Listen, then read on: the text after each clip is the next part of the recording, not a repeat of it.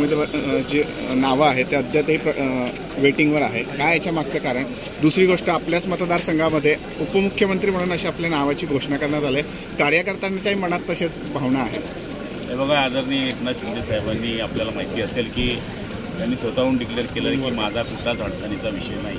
त्यामुळे मुख्यमंत्रीपदाचा विषय या ठिकाणी त्यांनी संपवून टाकलेला आहे आणि येत्या काळामध्ये माननीय एकनाथराव शिंदे साहेबांना संपूर्ण अधिकार या ठिकाणी शिवसेना पक्षाने दिलेले आहे. त्याच्यामुळे मला तरी असं वाटतं की जेही निर्णय पुढच्या काळामध्ये शिवसेना पक्षाचे होते हे सगळे एक छत्री आदरणीय एकनाथराव शिंदे साहेब घेतील असा निर्णय आमच्या पक्षाने घेतलेला आहे. काही असतात पण तसं काही विषय नाही आहे. शेवटी आमचा नेता एकच आहे आणि त्यांचं नाव आहे एकनाथरावजी शिंदे.